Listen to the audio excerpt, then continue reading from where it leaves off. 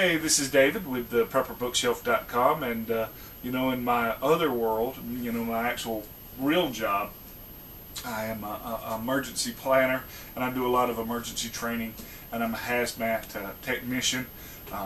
One more class and I become a hazmat specialist.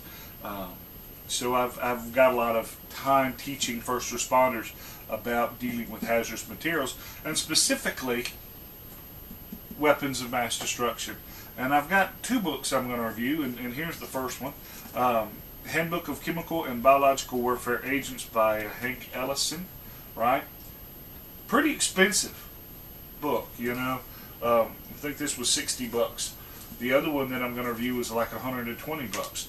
But, you know, it talks about the different types of pathogens, the different types of symptoms, different classes and charts of you know, what does what, you know, what are the symptoms, you know, how to deal with them, what's the lethal dose. You know, a lot of preppers, we concern ourselves with weapons of mass destruction and terrorism attacks, and you see people buying all these chemical suits and Tyvek suits.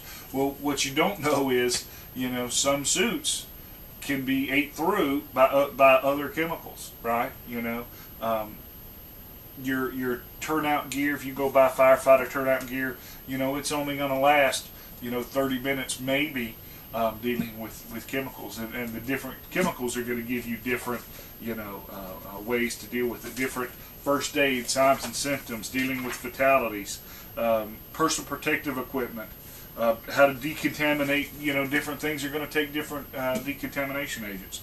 So pretty technical book, you know, but it's better to spend a little bit of money, do a little bit of extra research, than you know, just go get some generic book that somebody wrote because, you know, it got on TV and people are interested, and the guy really doesn't know what he's talking about. But this is a textbook that a lot of these classes are taught out of, and it's worth buying if you're worth spending the money.